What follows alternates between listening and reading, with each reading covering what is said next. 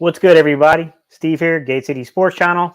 Today, we're on the BGN Network. I got my guy, Bird Gang 31, just down below me here. And you see the topic, guys. You know what we're about to talk about. I got a feeling this is going to be a pretty anticipated topic. We're talking Jaylen Waddle. We're talking Devonta Smith. We're talking Alabama products. And which one we feel has had the better year. So, it's going to be an exciting one, man. What's up, Bird Gang 31? Man, I'm good. How you doing today, Gate? Ready to talk about these Bama Doing well. boys? You know them Bama boys are tough. They tough. They are, and you know what's crazy right from the start was what stood out to me was the production, right? It was how much production, how many targets I saw over the last 5 weeks that were going into Jaylen Waddle. That's the very first thing that stood out to me. So coming into this, like, what were your thoughts about Jaylen Waddle? Like, before you really knew anything other than the draft material, like, what did you think about Jaylen Waddle? I told you guys I wanted Jaylen Waddle over Devonta Smith. Like, I thought we should have stayed at 6 and picked him. Like, watching him over the years here in Alabama. Alabama, you guaranteed every Saturday you're watching the Alabama game. I'm saying, here in Alabama. So I seen them both play, but then when Waddle went down, I knew that I didn't think Devontae was going to step up the way he did and become like the Heisman Trophy winner or whatnot, but he did his thing, man. I got to give him credit. And to get a first-round pick and Devonta Smith, that's a lot better than one player. So I'm happy with the decision. The Slim Reaper's just as good. They just have different skill sets. I like that Waddle's explosiveness. That's what really makes Waddle. He's very explosive and quick. He's like one of the fastest guys I know on the Dolphins, and maybe one of the fastest guys in the league. The way when he's go up to full speed. So, I'm happy for him. I've watched some highlights and stuff with Waddle. He's looking good out there, man. Like, they're simplifying the offense for him, putting him in the right positions to make plays over there. And I kind of think our coach needs to do the same thing with Devonta Smith. So I know this is going to be a sore topic with us being Philly fans, man. And I anticipate we might get some comments here pretty soon. What stood out to me about Jaylen Waddle is the fact that in the last 5 weeks, he's had 9 or more targets in 4 of the 5 games. In 3 out of the 5 games, he's had 10 or more. He's being targeted a lot. And, there's some things going on with Miami, but Miami has a really good receiving core. Like, when they're healthy, with Devontae Parker and those guys out there, like, they got a decent receiving core in Miami. So I was kind of like, oh, okay, like, I haven't really been following Miami. I know that they struggled early in the season. I was like, I wonder what's going on here. Like, there's something strange going on. So I started to wanted to watch the film, and I went to see, like, number one, like, what's going on here. What I remember mostly about Jaylen Waddle coming out of college is just how explosive he was. I mean, he was just absolutely destroying dudes with double moves. I remember watching his Georgia film, and Georgia had like Stokes and those guys out there. I mean, they had 2 really good corners out there at Georgia, and man, he ate them up in that Georgia game the last time he played with them. And it was just a way that he was able to sell his body positioning and to get corners to bite, and just what he could do is just the stop and go ability of Jaylen Waddle was really exciting. Now, what I will say was concerned me. I do a lot of scouting. I do stuff like that. What concerned me initially about Jaylen Waddle is that when I think of explosive players like that, right? I mean, he's right around the 180-pound mark, right? So he's not quite, Devonta Smith's under 180 pounds, but you don't see a lot of that in top 10. What I thought of originally was Ted Ginn Jr., who Ted Ginn Jr. is a very productive guy in the NFL. He's a very good special teams player, and he's a deep threat. I will say this, though. I think Jaylen Waddle, even though Ted Ginn's a really good football player, and it's tough to put a rookie up there, to me, the ceiling for Jaylen Waddle is far above what Ted Ginn Jr. was ever able to accomplish. And oh, yeah. I agree. I got a few things, man. Like, I got some film lined up, guys, I want to show everybody, and I want to break these 2 players down. But in reverse, before we get to the film, guys, I want to talk a little bit about Devonta Smith and what I saw from Devonta Smith, which was a very smooth operator. Devonta Smith against man coverage is he's smooth, man. He's not a big dude. This is not a guy that's just out physicaling you off the line of scrimmage, right? This isn't Alshon, where Alshon he wasn't getting any separation. He was just stronger than everybody else until he started getting dinged up and injured. Devonta just has a smooth release off the line of scrimmage that there's a reason why this guy was the highest graded wide receiver against man coverage in the 2021 draft. I think his grading was like a 96. It was something ridiculous like that. Mhm. I mean, when I watched this college film, I was just really impressed with how good of a route runner Devonta Smith was. Like, I definitely agree with you that Jaylen Waddle was an explosive player. Like, you watch that guy's highlight film and you were just like, whoa, this dude is straight explosion. I mean, this is just like TNT right here. This dude is. Jaylen was just a way he comes in and out of his breaks. And that's what I want to start off with, guys. We did a little pre-study for you guys here. We did a little bit for you guys to kind of bring you along with us. So we're going to talk from the beginning here. We're going to show you guys some clips, and we're going to show you their release. And we're going to talk about both of these young men's release off the line of scrimmage. And then we'll get into some of the stats and the statistics and stuff like that. I gave you a little bit about the targets, but we'll get into a little bit more. I see some of you guys already posting some stuff, so we appreciate y'all. But here we go. We're going to start off with Jaylen Waddle, and I want to show Jaylen Waddle on a slant. It's kind of like a slant route. It's an in-breaking route. This is a sight to behold what this young man can do to a cornerback. All right, y'all. Here we go.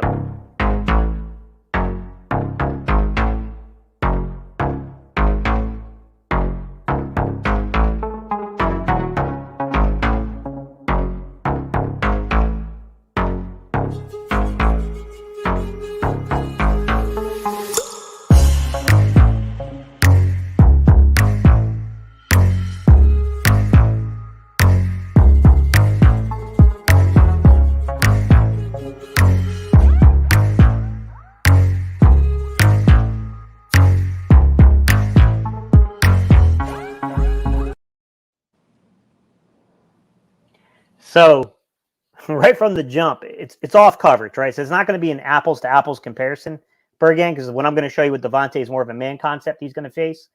But I think it shows the strengths right from the jump of Jaylen Waddle, which is you can't leave that man space. No. And the reason they're leaving him space is they don't want him getting vertical because the kid's a problem, man. This kid he's a big time problem from the league. I'm going to say I like it at the top of that route, how as soon as he caught the ball, that distance, it only took one step and it was up the field, like full steam ahead, explosiveness. And that's what I like seeing from a guy like, Waddle. As soon as he caught the ball, it was like up the field. There's no wasted motion. He didn't still come gliding across the field. He cut it straight up the field, started gaining positive yards. Yeah, that's a great point, Bergang. Exactly, right? It's like it was such a fluid motion, right? Like they hit him almost, I don't want to say it was in stride because that's not really a stride pass because it's a slant route. Of course, it's a stride pass. You know what I mean? Like that's an obvious one, but it's it's like he doesn't even slow down. Like there's not even like a slight slowdown to catch the ball. Like it's like one speed with this dude. And when he finally kicks it into the other gear, I mean, it's just like, oh my God, you can see the panic. Like, oh crap, we got to figure out how to get this guy to the ground. This kid's fast. He is, man. The explosion of this young man is a sight to behold. Like, he can really run, man. Like, I'm going to give you some names. You tell me how crazy I am. When I look at this young man, two names come to mind to me. These are two exceptional athletes that I think of with the ball in their hands is just, they're crazy productive. And I'm not saying that this young man is to their level yet. I'm saying he's this type of athlete. Number one, Desean Jackson. He's got the Desean Jackson-esque kick the afterburners on you. It's all over. He's also very Desean Jackson-esque with the way he can just release off the line of scrimmage and eat up the yards and cushion between the corner and him. There's definitely some things about Desean's game. They mirror each other a little bit, to be quite honest. The other guy for the chat that I'll say that he reminds me of, the second guy he reminds me of, Bird Gang, Tyreek Hill.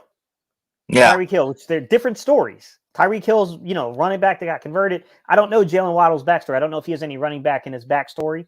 He runs like a running back at times. So maybe he does, because he's definitely got that kind of vision to him. He's got that explosiveness. Tyreek Hill's like, I'm not saying he's Tyreek Hill. I mean, Tyreek Hill's Tyreek Hill for a reason. But this young man has that kind of explosiveness to him. Like, it's like the explosion is a little bit different from Tyreek.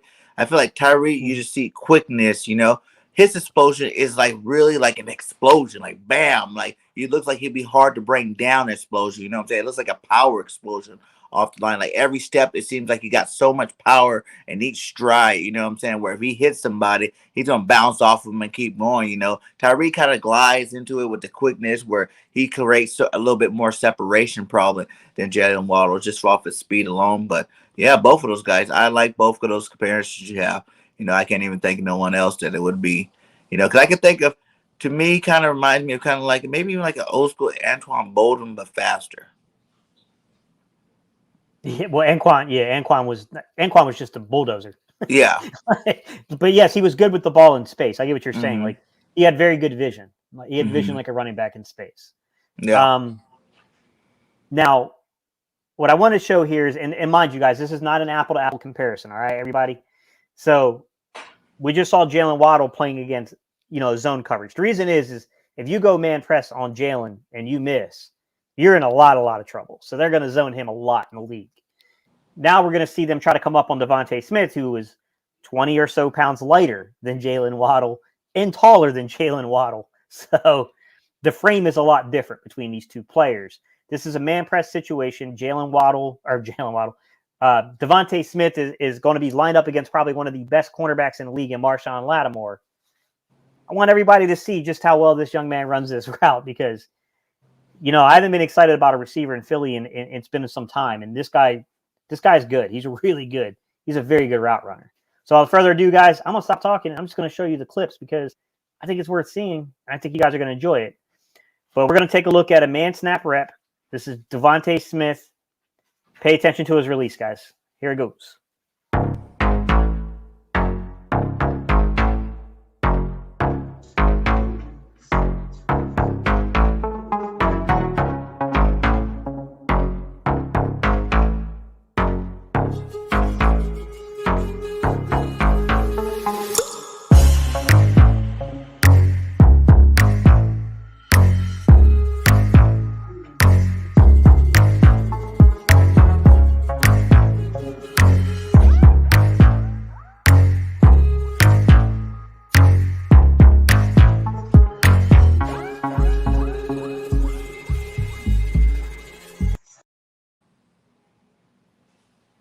So, this is one of the better cornerbacks in the league, Marshawn Lattimore. And Marshawn Lattimore, he had a hard time staying in front of Devonta Smith there. Yeah. And, that was a game we all kind of said. There's a lot of us that were talking. We said, if he comes out of here and he looks dominant against Marshawn Lattimore, there's something there. Like, we all said that. Like, man, there's something there. Like, this is a legit top-end corner in the league. He didn't fare bad. He had a productive day. He didn't get into. I don't think he got into the end zone, but I mean, he got a couple on old Marshawn in that game. Yeah, my favorite play is when he caught that one on Lattimore, went down, Lattimore picked him right back up, like sat him back down like a little kid. I was like, man, that must be embarrassing. Yeah, he was. You could tell he was. You could tell Marshawn was getting a little frustrated with him just because, like, he's hard to stick. He's hard to stay in front of. Like, the kid is not like. He's fast. He's deceptively fast. But it's not even so much that the explosion per se. It's just how smooth this young man's stride is. He's a very smooth stride.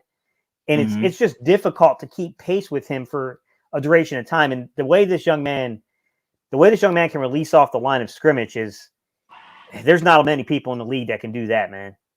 Like, this young man release is what gets his separation. I feel like Waddle, the explosion gets his separation more, but with Smith, it's more of that release off the ball, period. When he makes his move on you, like you seen in that clip, man, Lattimore was spun backwards. You know what I'm saying? He didn't know where Devontae was going for a second. And then he realized, by the time he realized that Devontae was already cutting across the field, he's like, oh, man, you kind of seen him on that trail route trying to keep up and try to catch up to him. But he was already toasted from that move. You know what I'm saying? That foot action is electrifying with Devonta Smith. It is. And he's got a little bit to learn in the league. Like, I do think when guys get really physical with him on the line of scrimmage and disrupt this route, he gets back on it. He wins later in the route just because he's such a good route runner, but he can get disrupted from guys like Trayvon Diggs and guys like that. We saw Bradbury last week, got his hands on him a little bit. That's really kind of the key there. But if this young man starts figuring out how the hand fight at the line of scrimmage and keeps the explosion he has, whew, man, this kid, I'm telling you, this is one of the best receivers I've seen wear Eagles green in some time. Oh yeah, in terms of the route running and what this young man can do. He's really, really good. This is a talented football player. All right. Now what I want to talk about a little bit is the run after the catch aspect of things. Because they're both pretty good at the run after the catch, but they're both completely different types of athletes. Like there's a level to the run after the catch that comes with a guy like, Jaylen Waddle that's not going to be present with a guy like Devonta Smith. There's a different explosion to it. But nonetheless, it still exists, and he's still a really good football player. And they're both tremendous at this. But we're going to start off. We're going to watch this Jaylen Waddle footage, guys, and then we're going to pick up the conversation because, it's these dudes are good, man. This Alabama knows how to actually coach these guys up at the receiver spot. I mean, it's quite obvious. All right, guys, I'm going to stop talking. Let's run the film.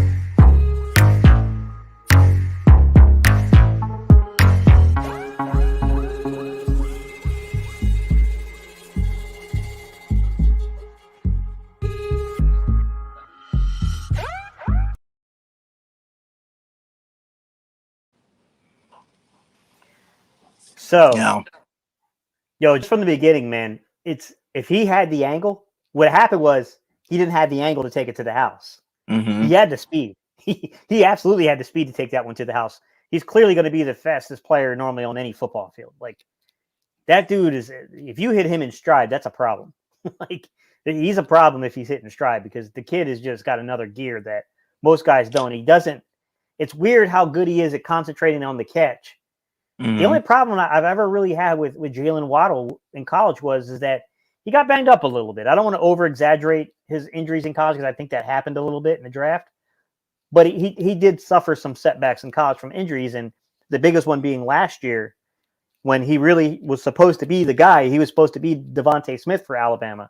And because of that injury, it kind of allowed Devonta Smith to really kind of shine more. I thought both of these guys were going to shine no matter what. But I was talking about that earlier. Yeah. They probably would have ended up being neither one of them would have been the Heisman Trophy winner.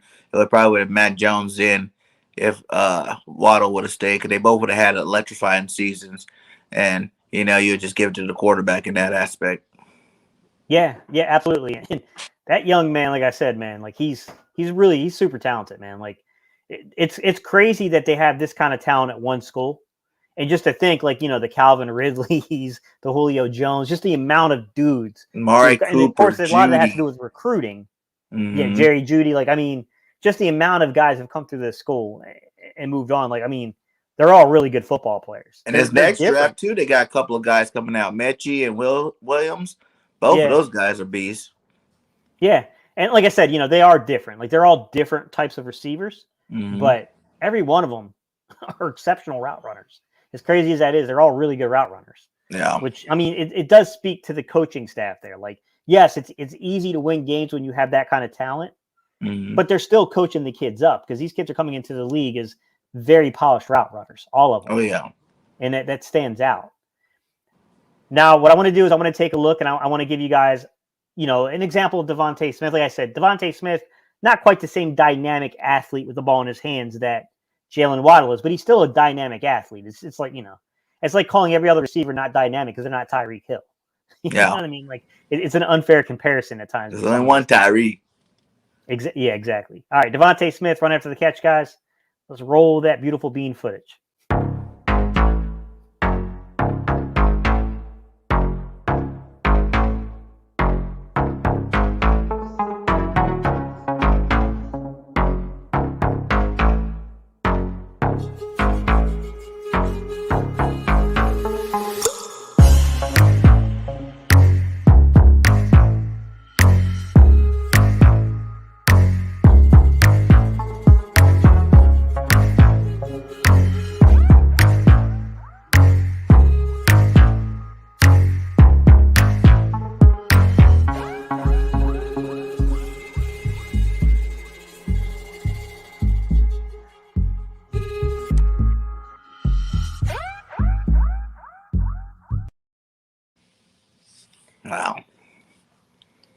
He's good.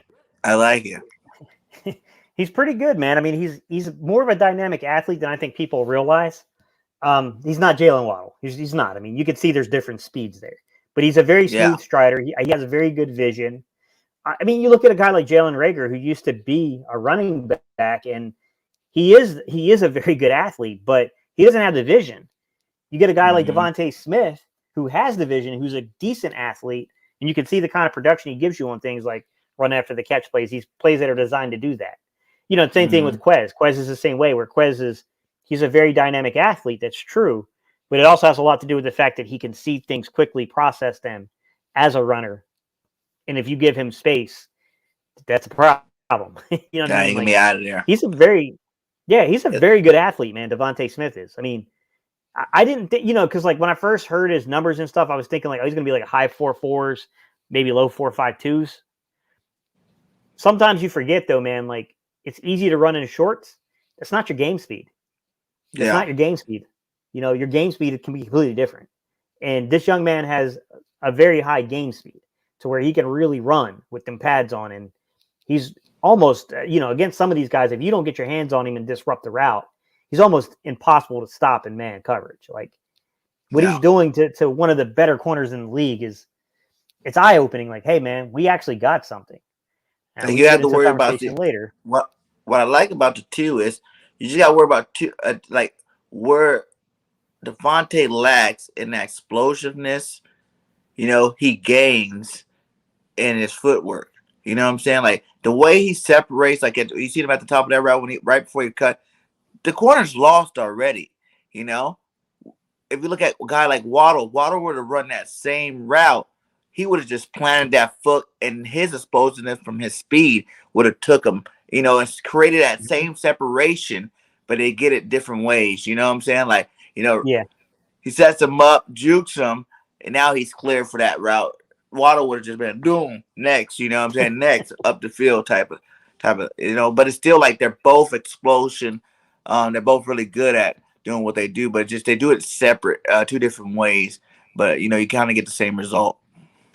Yeah, absolutely. And that's what's exciting about these two guys is that same school, different bodies, different builds, different skill sets, still incredibly productive, both of them. So I know some of you guys are kind of coming in. You're asking a couple of questions. We appreciate y'all. What's up, Cujo and friends? Appreciate you coming in, man. Smith is a very, very good football player. I agree, man. Dude does not look small. And then we got Victor. Victor came in and said, haven't heard a lot about Waddle. How's he doing? I know Chase is awesome, but haven't heard about Waddle. He's been pretty productive, man. I mean, I haven't watched every single snap of his this season. Yeah, last game, 159, couple touchdowns there. Yeah, he's got like 70 plus receptions. He's got over 700 yards, 4 touchdowns. Like he's had a really productive year. And that's in an offense that has talent. I mean, they're not winning games and they lack talent probably at quarterback, but they got talent outside. I mean, they got guys that can really, really play. And most of those guys been hurt too. Like Parker, Fuller, those guys, they haven't really even been playing. So Waddle's kind of that's true. Yeah, and it's kind of opening up that opportunity. He's taking hold of his opportunity. He's making the most of it for sure. Yeah. Yeah, I mean, and it's nice to see. I mean, that's what you want when you get a guy up that high. You want him to be able to fill in when you've had already A+ talent out there. You want to trust that if you spend that draft pick again on that position, you can fill in like that. You can do those things, and that's what they're getting from him. They're getting that kind of production from this young man, and it's standing out, man. Like he's really good. And on that note, guys, I'll give you one more footage of him. One more for Jaylen Waddle, since he's really we're talking Jaylen Waddle and we're talking Devonta Smith, but for most of the Eagle fans in the room, this might be some of the first exposure from the NFL level that they really had to Jaylen Waddle. So I want to show one more, and this is him hitching up. This is him reading a zone situation, knowing exactly where he's supposed to be, hitching up, and catching a touchdown pass, which is very, very important.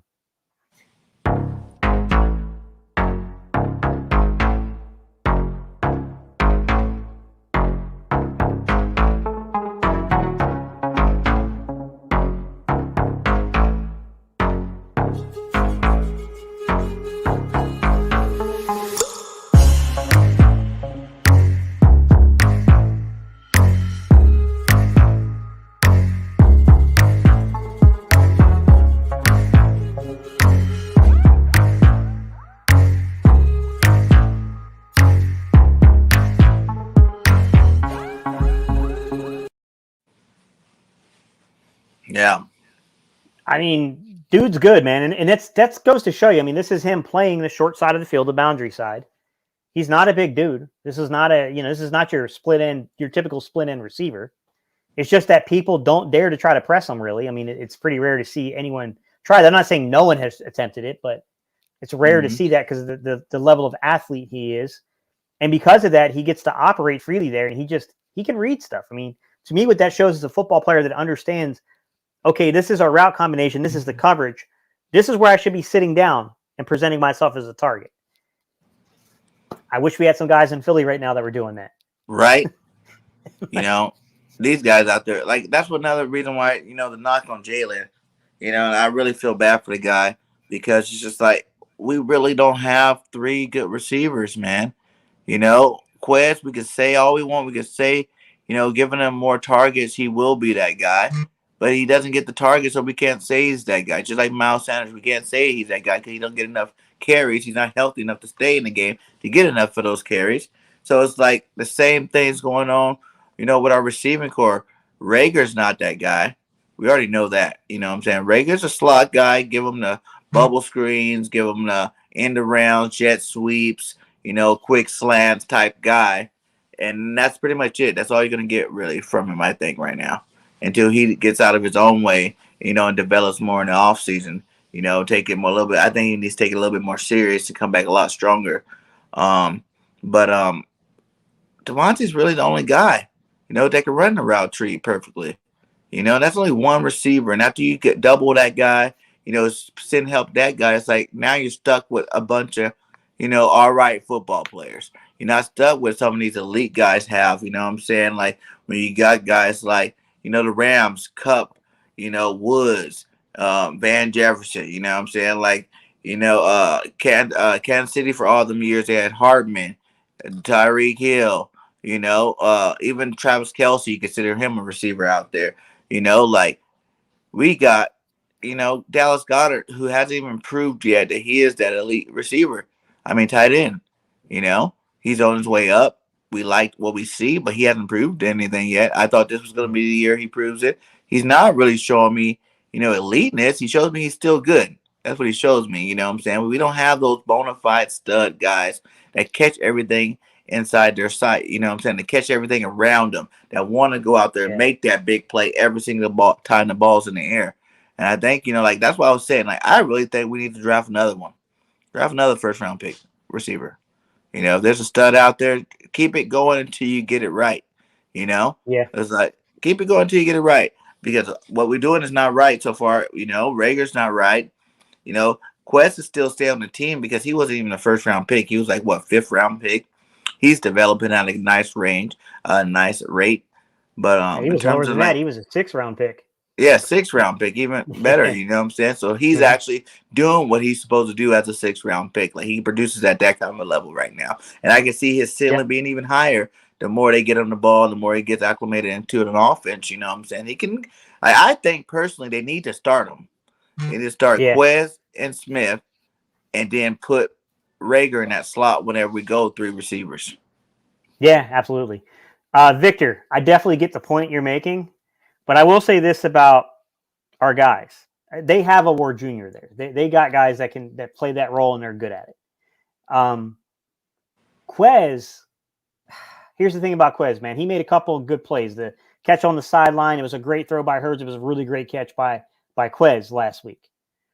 But I'm going to tell you right now, man, that interception, that was Quez's fault, man. Quez did not run through the route like he was supposed to. I don't know what happened. I don't know why he pulled up on it. He was interfered with. You still got to complete the route, and he didn't do that. And that led to a big-time interception. That's a young receiving mistake there. I think that's more PI. It's a little of both, man. It's a little of both. Jerked back. Here's the thing. They're never going to call that. They're never going to flag that if you don't run through the route. Yeah. That's the thing. Because he literally got jerked back. He took a step backwards off the jerk. Like, that was a clear, obvious PI, I thought. Yeah, he was interfered maybe with. what you're saying, there's no doubt he got interfered with. Yeah, since he didn't finish it out, you're saying that's why they didn't throw a flag. They're like, oh, you didn't want to try for it, why should I give it to you type thing. And then on the last play of the game, the ill-fated drop, I don't feel like I'm emotionally drained from that one. Everyone's focused on Devonta Smith, but what really needs to be, it's a double crossing route concept, and it's double crossers. Quez doesn't do a good job on that route. He just doesn't. So, I mean, Quez does some good things, and he's a young guy. He's developing. Like, he's far ahead of his 6th-round pick. Mm-hmm. He's not a finished product, man. He's Oh, got no. a lot of work. Yeah, there's a lot of work to be left with Quez, to be honest with you, to be like a starter in this league. But I think he's proven himself to be. He's a good 3 or 4 on any team. Any team would be, they'd be happy to have him as a 3 or 4. You know, we're But hoping even as like Eagle the fans that he could talent we develop have on into a our 2. team, I feel like he Yeah. could be this number 2. You know, He because we give it to probably will Rager, be going forward. and Rager is not doing it. You know Yeah. what I'm saying? He's not. Dude, why is he a number 1 draft pick, second year, which is supposed to be your most, your biggest jump, and he's sitting here with what, 22, 25 catches, 200 and something yards, and 2 touchdowns? That's pathetic. Yeah. To be going into what, week 13? That's pathetic. Yeah. You know? You got all these rookies outshining you. You know what I'm saying? Even on sorry teams.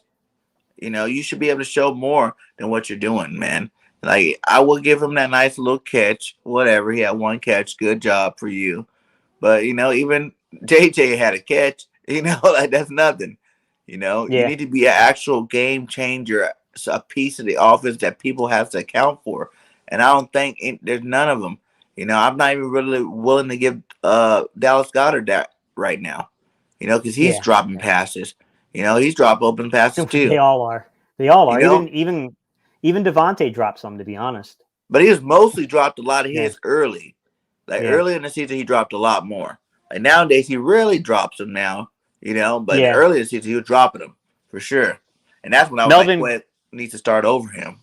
Yeah, Melvin Gilmore. I'd actually like to see John Hightower get an opportunity again.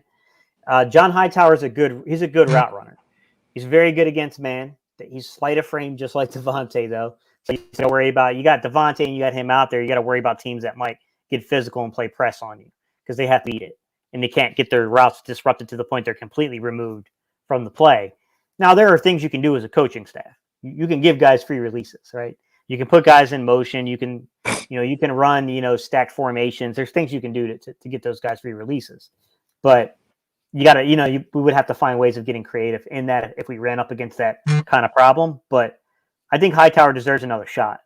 Now, my understanding is he had some pretty severe maturity issues last year. I wasn't around the young man. I don't know exactly what happened. I just know that Jason Avant kind of called him out for it. So I'm not too sure exactly what happened. I'm guessing that when his time got reduced, his playing time, I'm assuming he must not have handled that very well.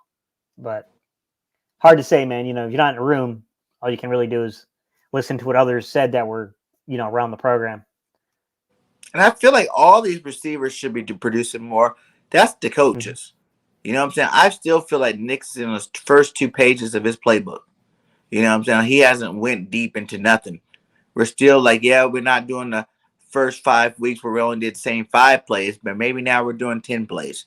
You know what I'm saying? It's not like there's so many other formations I don't see us doing that other teams are doing. There's so many other, concepts that we're using, passing routes that other teams are using that we're not using. It seemed to me like it's like the same pass play. He might switch the formation instead of, double stack, same play, but he might go three wide, twins on one side, single on the other one, but the same exact play. You know what I'm saying? So it's like you're not seeing variety in any of these plays, really, for the most part. Yeah. What's up, Lucio? So he says, y'all need a true number 1 wide receiver. I don't like, here's the thing. To me, number 1 wide receiver just means you get the targets. To me, that's, I think Devonte is perfectly fine being the guy you target more. I think we need a guy that can play the split end, the boundary with consistency. A guy that has a big enough wingspan to catch conversion, third down stuff. A guy that can go up and make contested catches in the end zone, who J.J. Arcega-Whiteside was supposed to be.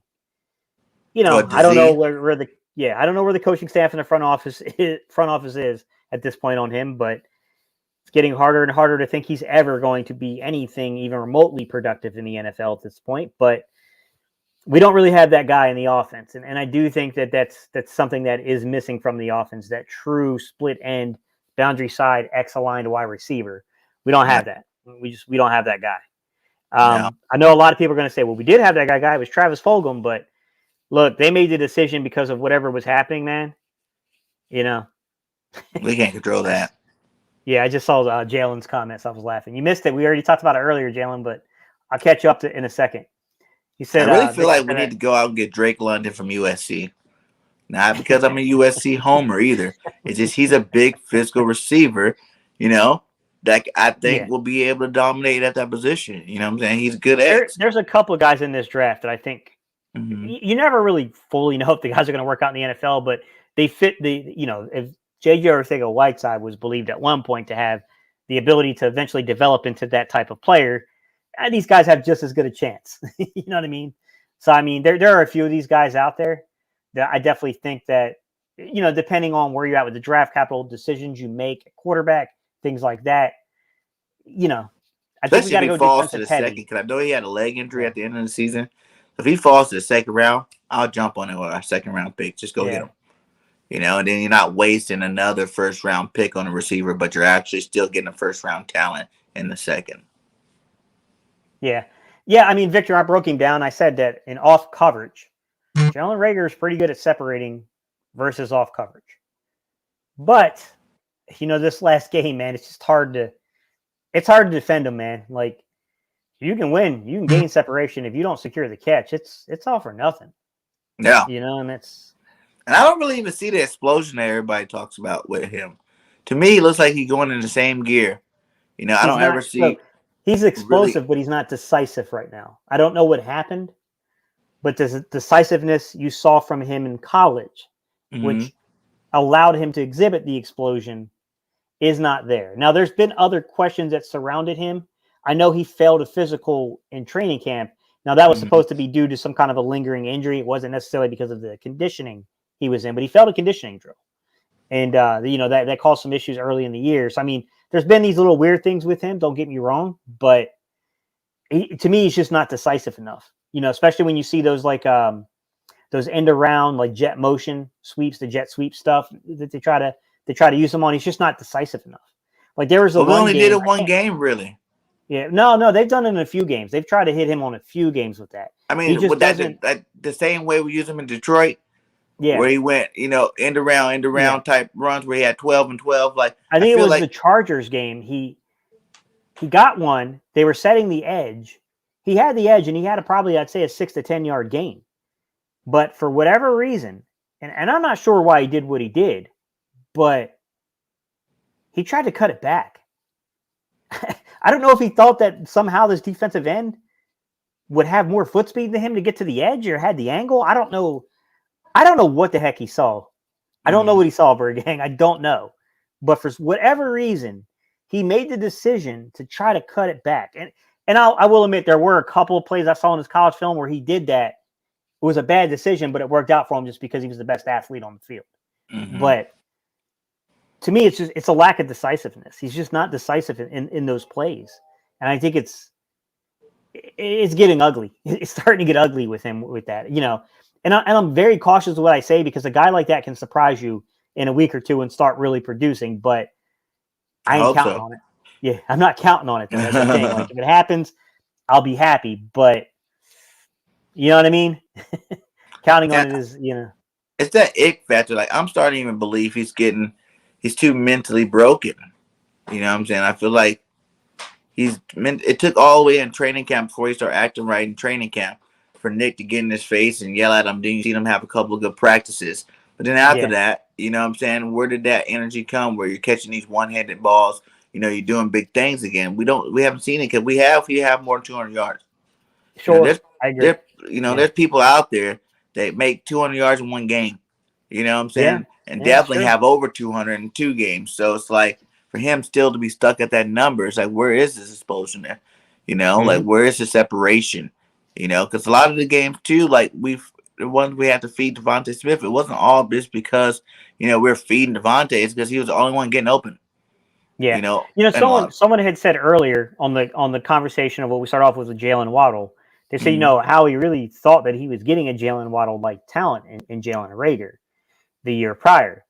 And there's an element to that I agree. Like the dynamic athlete part of it, I agree. They thought they were getting that. Now their games are a little different. Like you go back to Rager and what he was able to do from the vertical jump, going up and getting balls over people and stuff like that, that's not really in Waddle's game. Waddle's just more just pure explosion. He's just the guy that if you hit him in stride, it's all over. He just hasn't proven to be that kind of a dynamic athlete in the NFL, though. Yeah. Rager, and it's unfortunate because you see a guy like Waddle who's, he's having a pretty good year, man. He's got 70 plus catches, 700 some yards. Some of it's a little dink and dunk. I think it took him a while to incorporate him properly, but what's this last Devontae's game numbers was coming right out now for him. Devontae's got like 48. He's just under 50 catches and over 600 yards. I think he's closing in on 7, but he's still at 600 and some. Yeah, but a lot less catches too. So. Yeah, but his yards per catch are a lot higher. A lot higher. Yeah, he's getting targeted a little bit more further downfield on a consistent basis. I think it took Miami a little while to properly incorporate Jaylen. Waddle. Like, if I'm not mistaken, this was his first 100-yard game last week, where Devontae's already had 2. A lot of that too when Tua went out. When Tua was in, he was Waddle's guy, and then when Tua went out for those games, they didn't really throw the Waddle too much. Yeah, that's true, and that's probably that makes sense. That could be a really big component to why his where he's being targeted too. Because I like Jacoby Brissett. He's an NC State guy, transferred from Florida to NC State. He was pretty good for NC State. With that said, yeah, you know what I mean. Like, there's a reason why he didn't work out, right? In Indianapolis. There's a reason why New England was willing to let him go to Indianapolis. There's a reason why Indianapolis let him go to Miami. Like, he's not, you know what I mean? Like, he's just not that. He's a decent backup.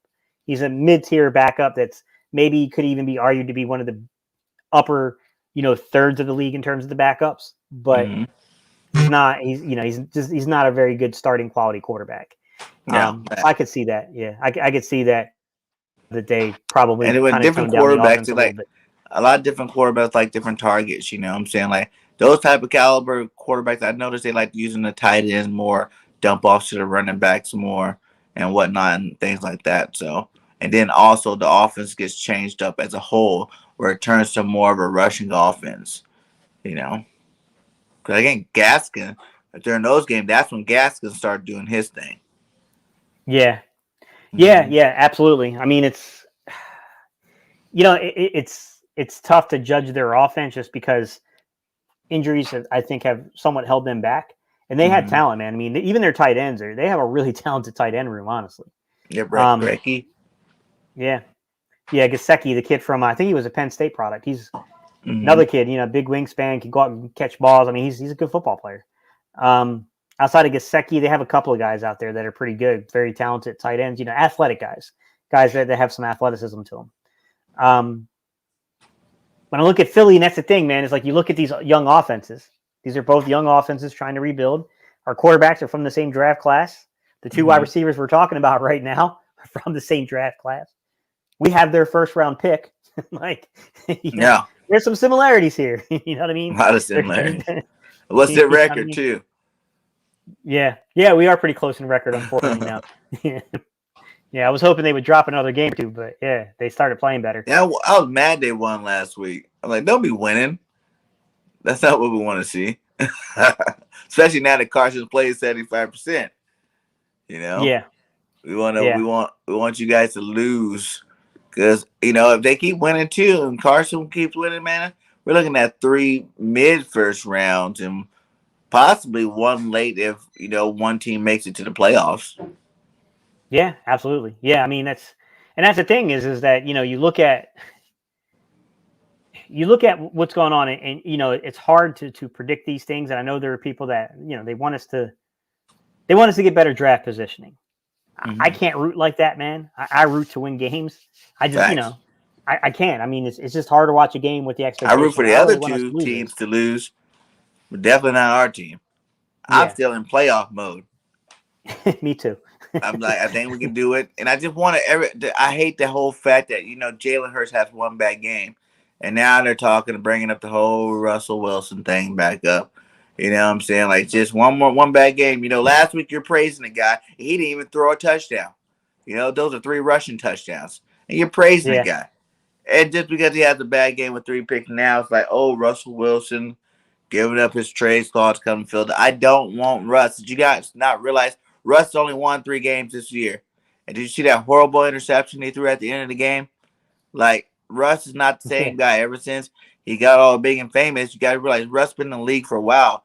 You know, he's had his balling out years, but even last year they weren't that dominant of a team anymore. You know, once you sign these quarterbacks to that big money, you cannot build a team around them to keep putting up those championship teams. You know what I'm saying? We got Jaylen on his rookie deal. Chill out. We can get a lot better talent on our team for years to come if we just ride the ship with Jaylen. And you pretty much getting the same thing. And I won't even say I haven't checked Russ's numbers out, but I'm pretty positive he got more turnovers than Jaylen. You know what I'm saying? He probably yardage and stuff like that's about the same. You know, they both not winning very many games right now. You know, so but Jaylen's won 2 more games than them so far. You know, his second Yeah. year. So and he got the player that everybody wanted on our team, DK. How you have DK, Lockett, and all these boys, and you're not putting up big numbers? You know, people don't think about those things. You know, they hear a name, they popular guy, he won a championship or whatever. Like, oh, that's the answer. No, Russ is not the answer. Yeah. I mean, to me, I've tried to stay as neutral as I can on that question of the quarterback, just because I don't want to get overly, you know what I'm saying? If you get too into the player, like it becomes hard to critique the performance and the play of the guy. I think that there were, here's the thing. That game was bad. That was a really bad game last week. It was horrible. But I will say this, even in how bad that game was, and I was at this conversation earlier with somebody. I will tell you, after you get a chance to look at the All-22, the one thing that stood out to me about Jalen Hurts is that, well, I'm still very much concerned about his ability to read NFL coverages. He's still struggling there with disguise and identifying it and beating it. His pocket mechanics on certain things are getting better. Even on the Jalen Reagor throw, to where mechanics of the release was bad. Like, he did not set himself up right there. He had an elongated throw. It hung the ball in the air. Became a very easy pick for Xavier McKinney. But what was good in terms of the pocket mechanics, where you could see an area where there was improvement there, was the way he actually slid and maneuvered the pocket and stayed in there and hung in there and throw it. So it's like, it's better with that. Yeah, it's hard to pinpoint it, like, because he's young and he's inconsistent as crap right now. That's the hard part is that he's inconsistent right now. And the big reason why he's inconsistent, what people got to realize, like I said, 15 games in, my guy, there's a lot of defensive schemes he hasn't even seen yet. You know what I'm saying? It takes time. Like, those things that we want Jaylen to be good at, a lot of that's just going to come with time of actually seeing these different defenses, playing against it. You know what I'm saying? Like, a lot of the seeing the coverage type thing, that takes a while, man. There's not too many quarterbacks that come in and get that right off the jump.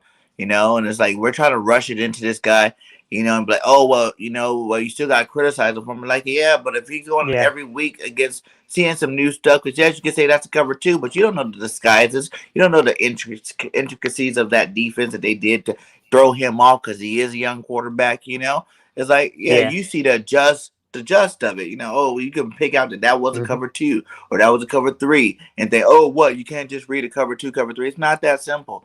You know what I'm saying? Things that they do in the defense is a lot different. And like I said, until Jaylen gets, 2 years, 3 years, hell, some quarterbacks that are good, it still took them like 3, 4, 5 years before they actually were good, where they can walk to a line and dictate what coverage is right off the jump. I think what gets missed in the conversation is we talk about the length of time that quarterbacks receive to develop. And if you are a static athlete, not a dynamic athlete, but a static athlete, a Mac Jones, if you struggle to read coverage for too long, it's probably a death sentence, because you can't really offer anything else. You know what I mean? You might have leadership skills, something like that, but if you're a static athlete, I think it's harder to endure for long periods of time while you develop. I think teams may be a little bit more reactionary and move on. But I think if you're more of a dynamic athlete, because you have other elements of your game that can win you football games, I think that can allow you to actually have more time to develop. And it really just depends upon the organization, because every organization is a little different with the way they approach these things. Like, Green Bay is not a fast play. They're not a fast play organization, right? I mean, and they've moved on from guys. I mean, they moved on from Huntley. They drafted Huntley a little ways back, and, They were trying to kind of see if they couldn't snag somebody and win one there. And that didn't really work out. So then they were back in the draft last year, not 2021, but 2020. And they took they took Jordan Love, So, I mean, they play that slow roll kind of thing, And They then did the even same look thing at with Aaron Love. He Rodgers. had 2 years, and when he came in, he looked like hot trash. Yeah, they did the same thing with Aaron Rodgers. He was slow rolled into the position. Mm-hmm. But not every organization's like that. They're not. Not every organization's going to be like that. But with us, like, I just see, like, the things you do see, regardless of what anybody says about his defensive reading or whatever, Jalen's made every single throw in the NFL that you can make. You know what I'm saying? He's made them. You've seen them. You've seen spectacular throws. You know what I'm saying? You've seen bad ones too, but he's made every throw you need to make. So it's there. You know what I'm saying? Like you said, it needs to be more on a consistent basis. But even while he's struggling there, you take away Jalen other side of being a dual threat, that running side, and that if he didn't have that, then he'll be trash probably. You know what I'm saying? You obviously people bash him out all you want, but since he has that, that's another dynamic that makes your running game better. It makes your offense more dangerous. That not every quarterback has. You know what I'm saying? That's a unique skill set that that kind of keeps him where you got to be like, okay, maybe we should give him a little bit longer to see if he can develop that pass a little bit more, because he can take over a game with his legs too. You know what I'm saying? The 3 rushing touchdowns never been done ever in Philadelphia history, at least. And he's done it already. He's still putting up. He's on pace for 1,000 yards rushing. When last time we had 1,000-yard rusher at quarterback? He's a quarterback, but he's a dual threat, and that matters. You know what I'm saying? When you hear dual threat, and I'm not talking about scrambling quarterbacks, I'm talking about pure dual threat quarterbacks. There's good narratives, there's bad negative narratives. They usually have a smaller window in the NFL. It's the bad thing. You know what I'm saying? Yeah. But if you can maximize that window that they have with these guys, you can win yourself something. You know what I'm saying? You can get some wins. Definitely can get some wins on the board. Yeah. I mean, here's my thing, Victor. I can't really grade Gardner Minshew too much just because there's a couple of roadblocks to such an evaluation. To begin with, I haven't seen him personally suit off the record, really break down film on him here in Philadelphia with the system, things like that. So there's only something I can't speak to. But what I will say worries me about Gardner Minshew and looking solely at just statistics. If we're only looking at surface level things like just the total yards he threw for, things like that, what worries me about such surface level statistics is those can be manipulated by garbage yards when those yards are occurring. And I'm not saying that, he's a bad football player. I'm saying I don't know because I don't have it in front of me to really diagnose how he's reading defenses, what he can do. I will say it does concern me is he didn't win a lot of football games. That's the number one thing that leaps off to me. But then number two, what concerns me is that in addition to not winning a lot of football games, they tried to move on from him. They went for Nick first. Nick got injured. He stepped in, played really well. But then they went to Trevor Lawrence. You know what I'm saying? Like, there was always kind of like we're not sold on this dude being the franchise guy. Now, some of that has to do with draft positioning. It's hard to convince teams when you're like a 6th-round pick to hand you the ball unless you're Tom Brady, right? I mean, that's a difficult thing to do. And to remind you, he got to the Super Bowl and won off the back of a running game and a defense, and allowed him to kind of, step into a very unique role and a very unique window and opportunity that probably wouldn't exist in 99 out of 100 cases. Mm-hmm. So I'm a little iffy on the whole Gardner Minshew thing. I don't know how good he is or how bad he is, honestly. I do worry, though, that could be misleading with him, and that you got to be a little alert of fool's gold. You know what I mean? Like, I don't know, man. I have to see him play to in Jacksonville. He did all right in Jacksonville. Like, everybody he tore it up and lit up the league in Jacksonville. You know what I'm saying? He did all right. He made lots. He made lots of mistakes in Jacksonville too. You know what I'm saying? He got a lot of errant passes in Jacksonville. You know what I'm saying? Like, everybody act like this guy was the golden kid. If he was such a golden kid, he'll still be in Jacksonville. Yeah. And it's tough, because he felt a certain way about the way that the Jags moved on from him. He wanted to compete against Trevor Lawrence, which just wasn't realistic, man. You're not going to spend the 1st overall pick and then, I mean, of course that job, unless you want to be the backup, like it is what it is. Sunshine's not even playing good over there. No, but I try to warn people that he was more mistake prone than people understood. I mean, he got away with a lot of throws at Clemson. If you looked at his turnover, worthy passes, his turnover worthy passing rate was high.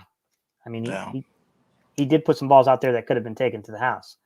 But he relied on his arm talent. He's got a really good arm. We see today Hurt is a more dynamic Tyrod Taylor, doesn't make a lot of costly turnovers, uses his legs very well, and arm talent is limited but can play.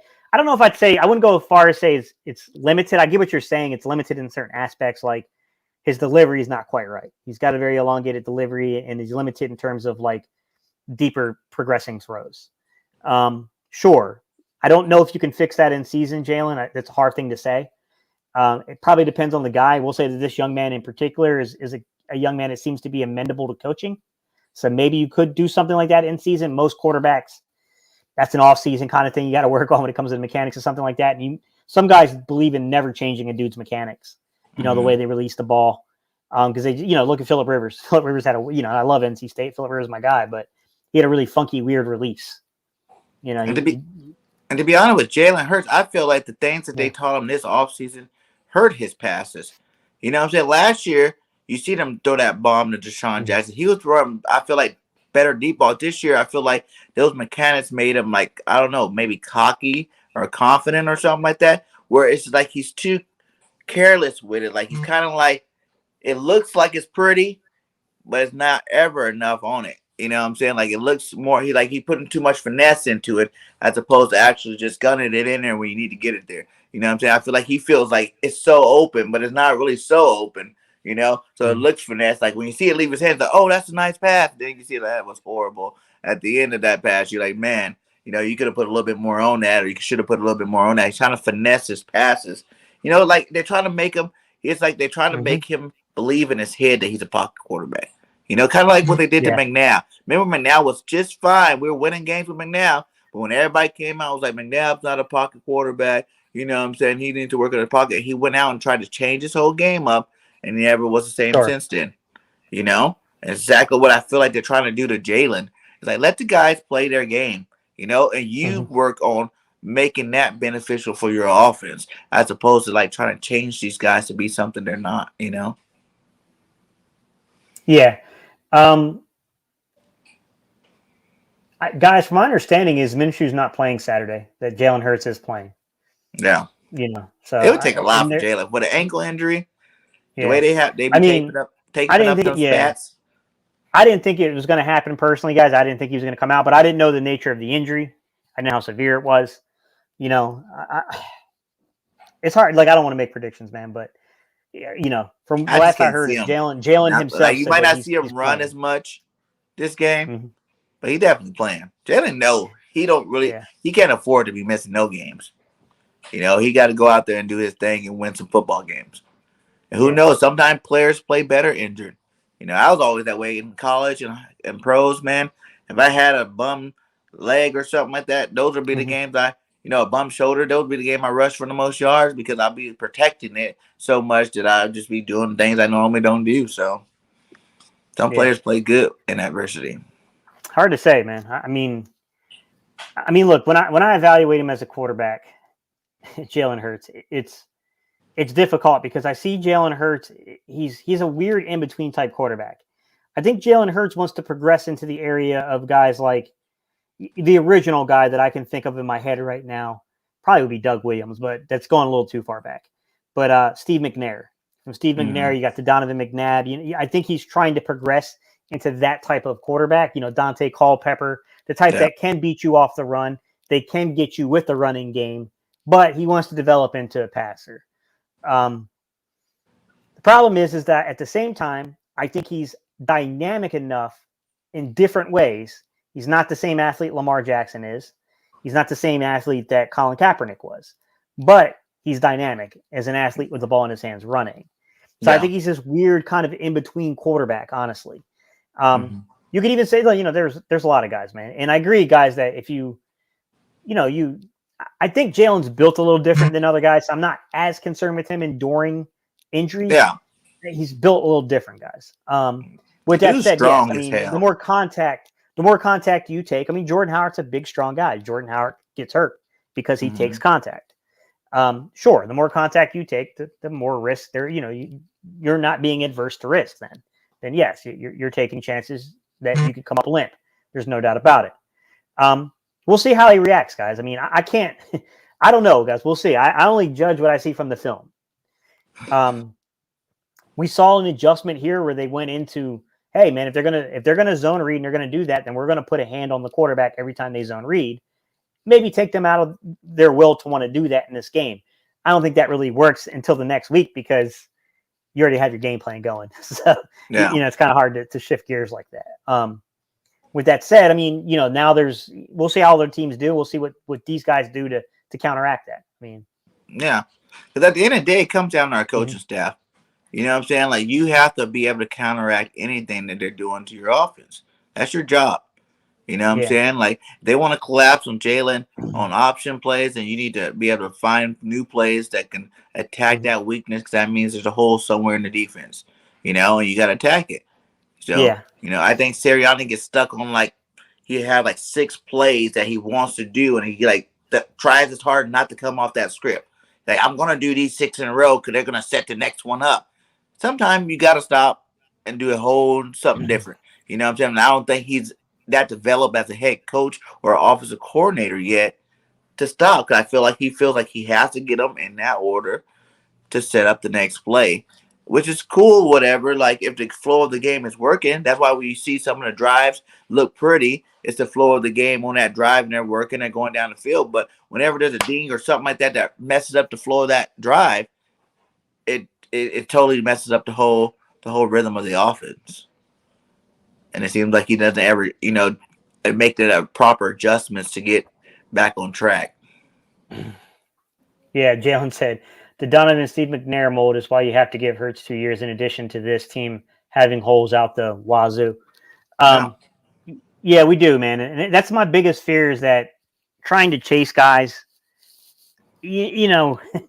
I get how important the quarterback position is, but there is a case to be made about building the team around the position first, and then seeing what you got in one guy. And if he just doesn't develop into being a more nuanced pocket passer over time, then you can part ways, or you give, Minshew or someone else an opportunity later. But I do agree with that, man. You can get yourself caught up in a situation where you're chasing something and it's to the detriment of the rest of the roster. And, I get that some people believe that if you don't have an Aaron Rodgers, if you don't have that type of, Patrick Mahomes, you don't have that type of talent, then you can't win Super Bowls. But I will point out, as good as Patrick Mahomes and Aaron Rodgers are, they both only won 1 Super Bowl each. Yeah. Facts. Even Russ. Tom Brady is, that's an anomaly Wilson in my too. opinion. But yeah. All those guys, they've been playing a long time to only have 1 Super Bowl. If it's that big of a deal. And I'd rather set our team up. Like I said, Jalen's still in his rookie contract. Set your team up where you have every single piece. You're not sitting there saying we got holes here, here, here, here. Why not fill those holes with your money, with your draft picks? Now, if you got a solid team and then Jalen steals the problem, now you move on from him. But you got 4 years to do that. You know what I'm saying? Exactly. You got 4 years of nothing but building that roster up to the best roster you can possibly get. People. And I think that's why guys hate. I think that's why guys hate quarterbacks. They're not first round picks. This why I think has a lot of. I think this has a lot to do with quarterbacks being overdrafted. Is that if you have a borderline guy that might be a late first round to an early second round pick, the problem with taking that dude in the second round is he's on a 4-year contract. So now you're stuck in. Look at the Dak situation where you came to the contract. They end up having to franchise tag him and work out something. You know what I mean? I think it puts you in that weird situation when you have these guys that are not first round picks. I think that's why some of these guys get so overdrafted, is having that 5th year option, which is, yes, it's big money, but it's probably not franchise tag money big. It gives you another year of evaluation before you have to potentially extend that second contract, because you really want to try to get that window and build that roster around the first contract if you can. That doesn't always work. And you got guys like Tom Brady that kept, he was pushing away money so that way he could keep his roster competitive. But exactly. But now, you don't that's far in between, and that's where the player comes in fact. You know what I'm saying? You're looking at these guys like Russ and all these guys, Dak, and you wonder why, they're not getting the success that they need. Their stats are good, But the team's success is not there because you're still missing pieces because you cannot fill a whole roster when you're paying your quarterback $40 million. Yeah.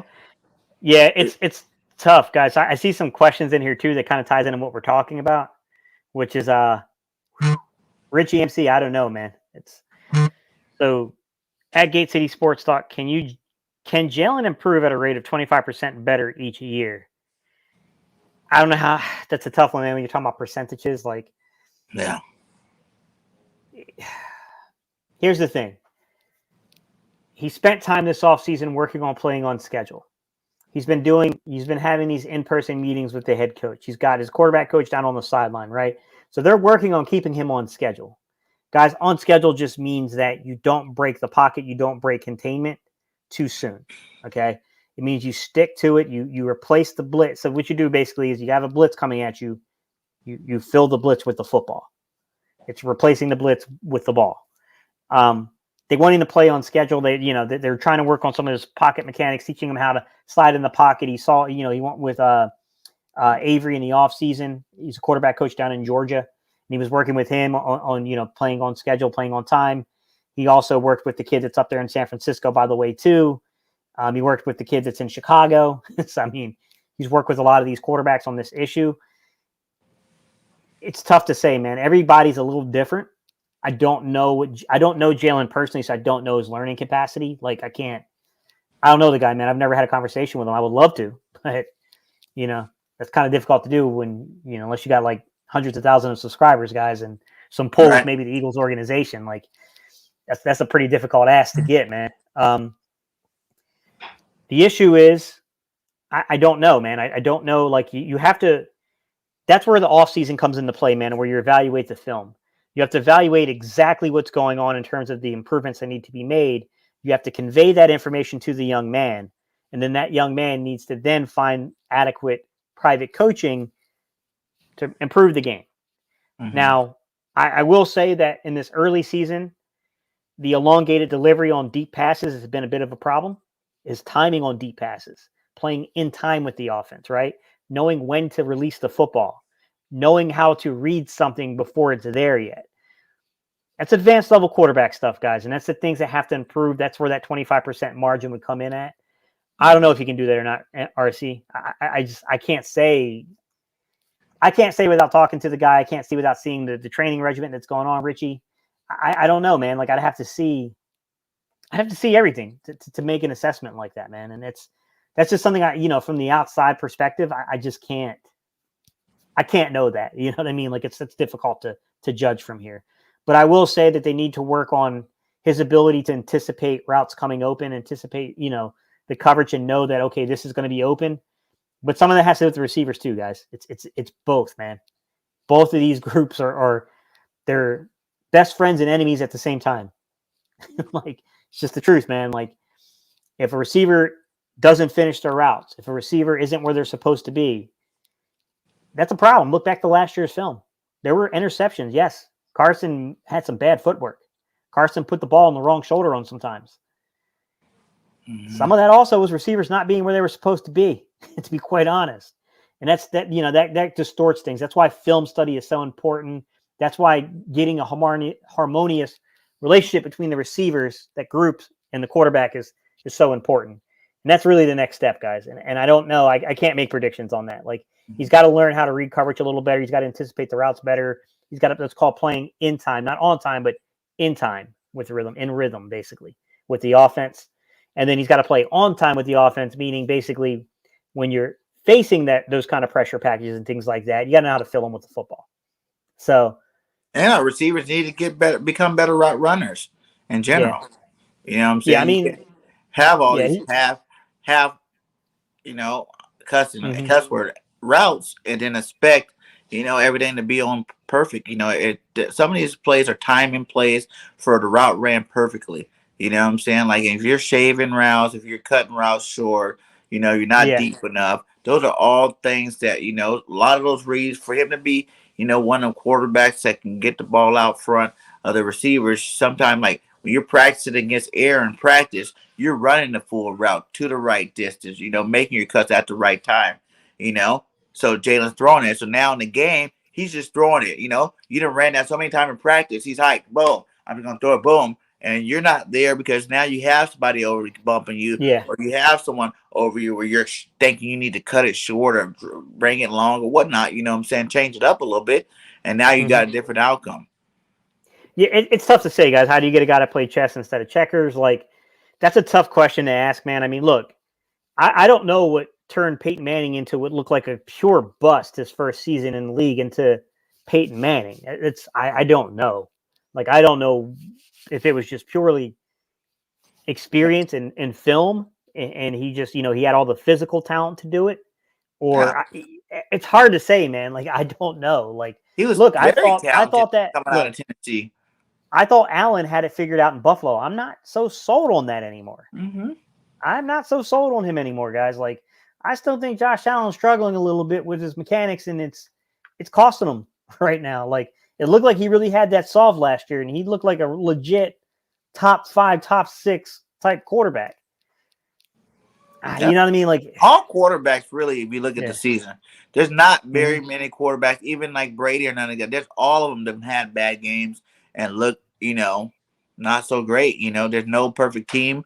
You know what I'm saying? There's only so many that 7 wins or plus teams out there in general. Most of the league's 5 wins, 6 wins. You know what I'm saying? Like everybody in that 5, 6 range is like the majority of the teams in the league. So you're only gonna get so many of them. Yeah. All right, guys. I appreciate y'all so much for tuning in. I appreciate the conversation, guys. We're here every Wednesday. We're going to do this national thing where we start off with a team from across the league. It's not the Eagles. And then we'll, if we build up a big enough audience, then we'll stick to the topic longer. But right now, it's mostly Eagle fans here. So it's more so just kind of introducing our fan base into some of these, concepts and these players. So as we get there, guys, we appreciate y'all tuning in. Bird Gang, I appreciate you. I know you got another live. So y'all make sure y'all go and check out Bird Gang because he's a worker, man. He's pulling off all these live streams, my guy. He gets up in the morning, starts a live stream, and it ends the night with one, man. Right. Yeah, much love to all guys. you guys. And make sure you guys get out there. Subscribe to Gang City. Subscribe to Bird Gang 31. All links are inside the chat. And most and foremost, subscribe to BGN Sports Media. Man, we're growing over there. We're getting a lot of new content creators coming in, joining the family. So we're going to have a lot of good football, all teams, you know what I'm saying? Soon it's going to have all the NFL teams. Right now we're growing, we got Niners, Panthers, Raiders coming, Cowboys. And we got a lot of different teams right now. We're definitely growing slowly but steady. We're still fairly new, but go show some support and listen to some good football talk over there. All right, guys, we appreciate y'all so much, and we'll see y'all next Wednesday, man. We'll try to get the word out on Tuesday night this time about what the topic is, so that way you guys can bring your own questions and bring your own, comments to it. And maybe we'll start turning this into the second half, you guys just coming on and talking about the topic. I mean, we can do some live streams in there, so that way you guys can kind of carry the conversation. All right, y'all. We appreciate y'all, man.